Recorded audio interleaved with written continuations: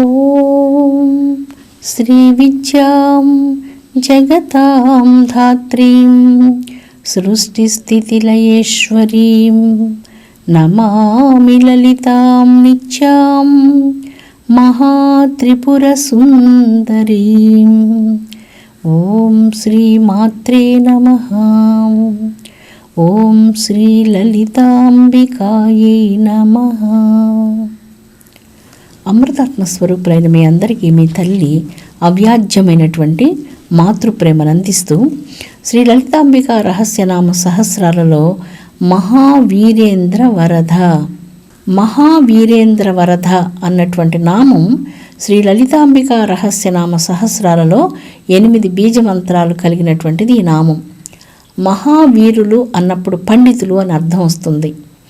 పండితులు అంటే శాస్త్ర పరిజ్ఞానం కలిగినటువంటి వారు అని ఇక్కడ అర్థం. స్వాధ్యయనం చేసేటువంటి వారు అని ఇక్కడ అర్థం. నిరంతరం స్వాధ్యయనం వలన, వేద విజ్ఞానం వలన, గాయత్రి మంత్ర జపం వలన సాధారణ మానవుల కంటే పండితులకు పరిజ్ఞానం అపరిమితంగా ఉంటుంది. వాళ్ళకి ఎన్నో విశేషాలు తెలిసి ఉంటాయి. అనేక శాస్త్ర గ్రంథాల్లో ఉన్నటువంటి సాహిత్యంలో ఉన్న ఎన్నో విషయాలను తెలుసుకొని మానవులను వాళ్ళన్నిటికీ కూడా మార్గనిర్దేశనం చేస్తూ ఎలాగ ఏం చేయాలి, ఎప్పుడు ఏం చేయాలి, ఎప్పుడు ఏం చేయకూడదు, ఈ విషయాలన్నీ కూడా తెలియజేస్తూ ఉంటారు. వారిని మహావీరులు అంటారు. ఇది ఒక అర్థం వస్తుంది. మరొక అర్థంలో మహావీరేంద్ర వరద అన్నటువంటి దానిలో న్యాయవాదులు అన్నటువంటి ఒక అర్థం వస్తుంది. ఒక దానిని గురించి వాదించి ఇది ఉన్నది అనిపించగలరు. మరొక పక్షంలో వాళ్ళే ఇది లేదు అని కూడా అనిపించగలరు. ఇది చాలా విశేషంగా అనిపిస్తుంది. ఒక విషయాన్ని గురించి ఉన్నది అని తెలియజేస్తూ వెంటనే అది లేదునని కూడా చెప్పగలరు. దీన్ని చాలా చమత్కార సంభాషణం అంటారు. ఇలాంటి చమత్కార సంభాషణం చేసేటువంటి వారు కూడా మహావీరులు అనబడుతూ ఉన్నారు. ఇదంతా మానవ ప్రపంచానికి సంబంధించినటువంటిది. మహావీరం అంటే దాన్ని ఒక పానపాత్ర విశేషంగా వర్ణిస్తున్నారు. పాతకాలంలో కొంతమంది ఈ యొక్క పానపాత్రలను మహావీరం అనేటువంటి నామంతో కూడా సంబోధించేవారు. ఇలాగ చెప్పుకుంటూ వెళ్ళినప్పుడు మహావీరం అనేటువంటివి ఇక్కడ వరకు ప్రాపంచిక విషయాలు. మహావీరుడు అంటే శ్రీ మహావిష్ణువు.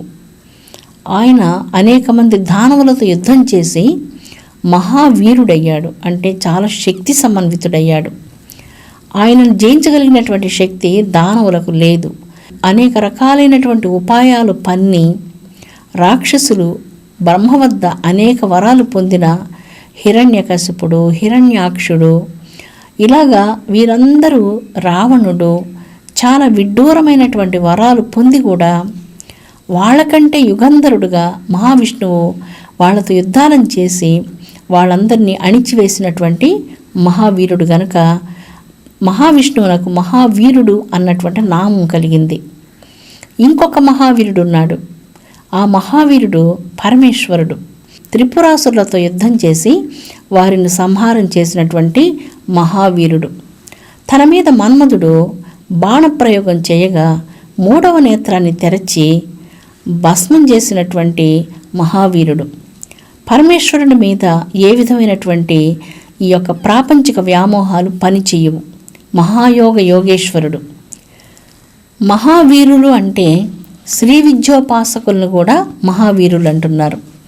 ఎవరైతే పంచదశాక్షరి మహామంత్రాన్ని, షోడశాక్షరి మహావిద్యను ధ్యానిస్తూ ఉంటారో, లలితాంబిక రహస్యనామ సహస్రాలను పారాయణం చేస్తుంటారో వాళ్ళని కూడా మహావీరులు అంటున్నారు.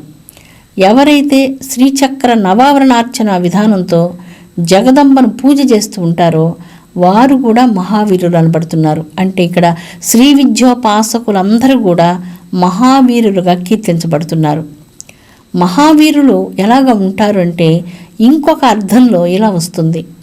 ఎవరైతే నిరంతరం బ్రహ్మానంద రససాగరంలో తేలియాడుతూ ఉంటారో వారిని మహావీరులుగా ఈ నామంలో కీర్తించబడింది. మహావీరేంద్ర వరద అన్నటువంటి నామం మనం చూడగానే ఇన్ని అర్థాలతో ఉంటుందని మనం ఊహించి ఉండం. మహావీరం అంటే ఒక పానపాత్ర అని అర్థం వస్తుంది.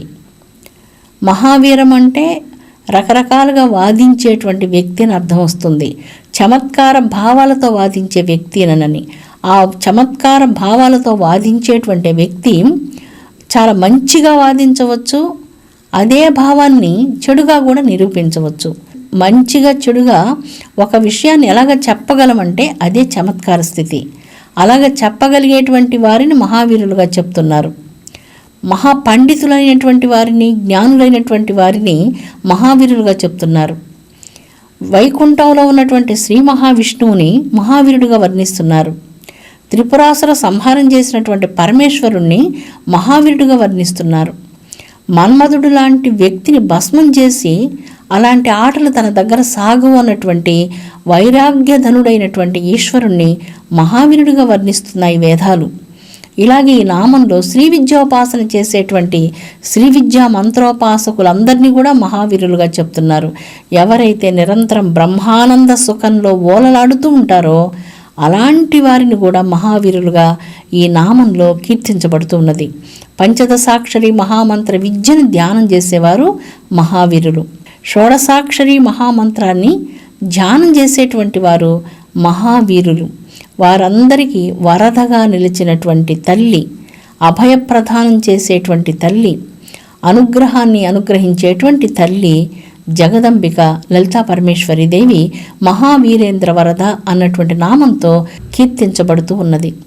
చాలా అపూర్వమైనటువంటి నామం. ఇన్ని అర్థాలు ఒక్క నామంలో ఉంటాయని ఊహించలేం. యోగ సాధనలు చేసే స్థితిలో అనేక రకాలైనటువంటి స్థితులు ఉన్నాయి. సమాధి స్థితి, ఆ సమాధి స్థితిలో గాఢమైనటువంటి నిర్వికల్ప సమాధి స్థితి, తుర్య స్థితిలో ఉన్నటువంటి వారిని మహావీరులు అంటున్నారు. చాలా పరమాద్భుతంగా ఉంది కదా. ప్రతి రంగంలో ఉన్నటువంటి వారిలో ఎవరెవరైతే గొప్పవారు మేధావులుగా ఉన్నారో వారిని వీరులు అంటున్నారు, మహావీరులు అంటున్నారు. యోగ విద్యలను అభ్యసించేటువంటి వారు యోగంలో అనేక భూమికలను దాటి తుర్యస్థితికి వచ్చి తుర్యాతీతమైనటువంటి నిర్వికల్ప సమాధి స్థితిలో ఏ యోగులైతే ఆత్మానందాన్ని అనుభవిస్తూ ఉంటారో వారిని ఇక్కడ అపూర్వంగా మహావీరేంద్ర వరద అంటూ ఈ జగన్మాత వారిని అనుగ్రహించేటువంటి దేవతగా, బ్రహ్మానంద సుఖప్రదాయినిగా, అనుగ్రహమయిగా మనకి ఈ నామంలో గోచరిస్తున్నది. అంటే సర్వానికి తల్లి యొక్క శక్తియే ఆధారంగా ఉన్నది. ఇక్కడ ఇందాక మనం ఒక మంత్రం చెప్పుకున్నాం. చాలా చమత్కారంగా ఒక విషయాన్ని మంచిగా మాట్లాడుతూ అదే విషయాన్ని చెడుగా మాట్లాడడం, ఆ చెడుగా మాట్లాడినటువంటి విషయాన్ని మరలా మంచిగా చిత్రీకరించడం, మంచిగా చెడుగా ఇన్ని రకాలుగా చిత్రీకరించగలిగేటువంటి మేధస్సును మేధాదేవి వాగ్దేవి అయినటువంటి దేవి ప్రసాదించే వరం తప్ప మరి ఏదీ కాదు.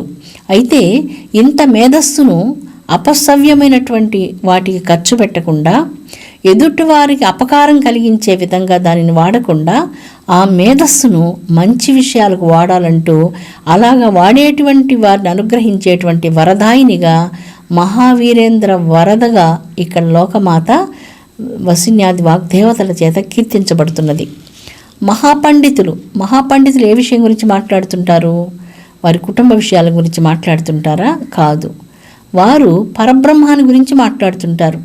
అనేక ఇతిహాసాలను గురించి, ఉపనిషత్తులను గురించి, ధర్మశాస్త్రాలను గురించి, ఇతిహాసాలను గురించి, వేదాది గ్రంథాలను గురించి, అద్భుతమైనటువంటి ధర్మరహస్యాలను గురించి ఇవన్నీ మాట్లాడుతుంటారు.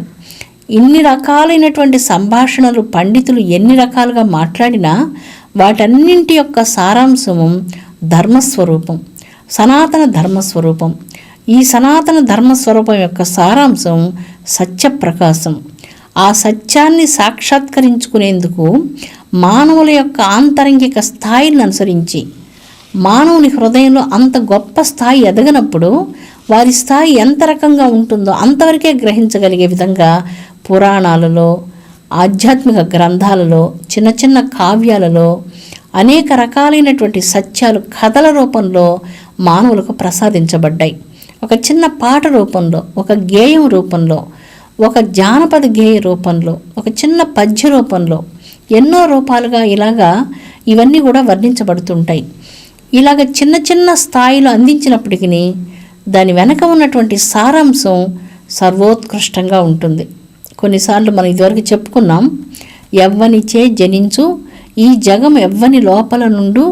ఎక్కడైతే ఈ జగత్తుకంతా మూలమై ఉన్నారో ఆ సర్వకారణాలకు కారణమైనటువంటి పరబ్రహ్మాన్ని వేడుకుంటున్నానంటూ ఆ చిన్న శ్లోక రూపంలో, పద్య రూపంలో సమస్త విజ్ఞానాన్ని, వేద విజ్ఞానాన్ని అంతా కూడా అమర్చి పండితులు మనకు ప్రసాదించినటువంటి ఒక అమూల్యమైనటువంటి వరం అది. అదేవిధంగా చిన్న చిన్న గేయాలు ఉంటాయి, చిన్న పాటలు ఉంటాయి. ఆ పాట రూపంలో పరబ్రహ్మాన్ని గురించినటువంటి జ్ఞానం మనకు అక్కడ ప్రసాదించేటువంటిది పాండిత్యం, వాటిని అందించేటువంటి వారు పండితులు. అందువలన దానిని మహావీరుడైనటువంటి పండితులుగా వర్ణిస్తూ ఆ జ్ఞానాన్ని ఇచ్చినటువంటి తల్లిని మహావీరేంద్ర వరదగా ఈ నామంలో చాలా బహుముఖంగా లోకమాత కీర్తించబడింది. ఈ నామం చాలా ప్రీతిదాయకంగా ఉన్నది. యోగం చేసేటువంటి వారి తుర్య స్థితిలో, సమాధి స్థితిలో ఏ దేవి అయితే దర్శనం ప్రసాదిస్తుందో, సమాధిలో, నిర్వికల్ప సమాధి స్థితిలో అలాంటి బ్రహ్మానంద సుఖాన్ని అనుభవించేటువంటి వారిని కూడా మహావీరులుగా ఈ మంత్రం చెప్తూ ఉన్నది.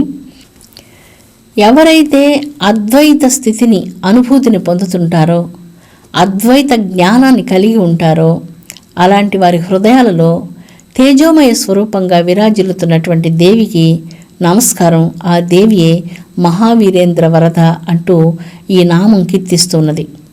మహావీరేంద్ర వరద అన్నటువంటి నామానికి ఆదిశంకరాచార్యుల వారు అద్వైత సిద్ధాంతాన్ని భారతదేశంలో ప్రతిపాదించారు. అంతవరకు మన భారతదేశంలో అనేక రకాల సాంప్రదాయాలతో భారతదేశం చల్లా చెదురుగా ఉన్నది. చార్వాక మతం, బౌద్ధ మతం, అనేక రకాల సిద్ధాంతాలు, అందులో హీనయానం, రకరకాల తాంత్రిక విధానాలు, చల్లా చెదురైపోయినటువంటి సనాతన ధర్మ సంస్కృతిని, అద్వైత సిద్ధాంతాన్ని ప్రతిపాదించి సర్వోత్కృష్టమైనటువంటి బ్రహ్మసత్యం, జగన్మిథ్య అన్నటువంటి మహోన్నతమైనటువంటి మహావాక్యాలను మానవ జగత్తుకు ప్రసాదించి ఈ జగత్తుకు అపూర్వమైనటువంటి వరాలను ప్రసాదించారు. అలాంటి అద్వైత సిద్ధాంతాన్ని ప్రతిపాదించే వారి అంతరంగంలో విరాజిల్లునటువంటి తల్లి మహావీరేంద్ర వరద అయినటువంటి జగజ్జనని లలితా పరమేశ్వరీదేవి. ఇలాగా లలితాంబికాదేవి ఈ యొక్క నామంలో ఎక్కడెక్కడ ప్రతిభ ఉన్నదో వారిని మహావీరులని చెప్తున్నది.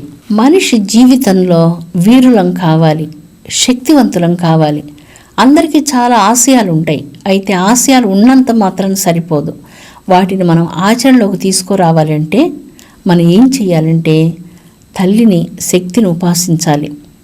తల్లి ధ్యానం వలన అసాధ్యమైనటువంటి విషయాలు సాధ్యమవుతాయి. మనం దేనిని ఉపాసించాలి? సద్గుణాలను ఉపాసించాలి. దేవి సద్గుణదాయిని, దుర్గుణాలను దూరీకృతం చేసేటువంటి మహాదేవి, మహాశక్తి స్వరూపిణి. ఆ జగదంబిక అనుగ్రహం ఉంటే ఈ సద్గుణాలను నిత్య జీవితంలో మనం ప్రతినిత్యం ఉపాసిద్దాం. సద్గుణాలను ఉపాసించడం ఏంటి అంటే మనలో ఉన్నటువంటి ఔదార్యంతో, మన లోపల ఉన్నది ఎప్పుడు మనం వాడుకోవడం లేదు. ఔదార్యాన్ని, మనలో సహనం ఉన్నది, అసహనంతో పనిచేస్తున్నాం కానీ సహనాన్ని వాడుకోలేదు, సహనాన్ని ఉపాసించలేదు. సత్యం ఉన్నది మనలో, ఆ సత్యాన్ని కూడా మనం ఉపాసించడం లేదు.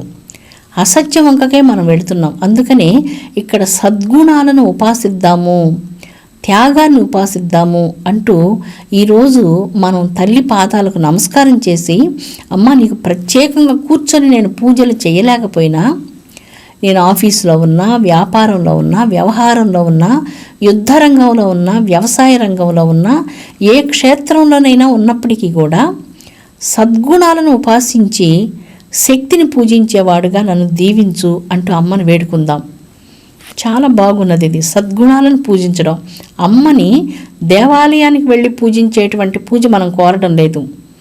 మన దేవాలయంలో ఉన్నటువంటి తల్లిని, మనలో తల్లి ప్రసాదించినటువంటి సద్గుణాలను శక్తివంతం చేసుకునే దానికోసం ఆ గుణాలను నిత్య జీవితంలో మనం ఉపాసిద్దాము అని అంటూ కోరుకుంటున్నాం.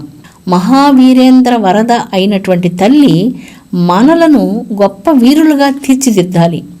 ఎప్పుడైతే మనలో సద్గుణాలు ఉంటాయో మనం శక్తివంతులంగా ఉంటాము. మహావీరులుగా తల్లి మనల్ని వనరించి మన జీవితాన్ని తన నిత్య సేవకు ఉపయోగం చేసుకుంటుంది. సేవ ఒక అమృత తుల్యమైనటువంటి అది మహౌషధం.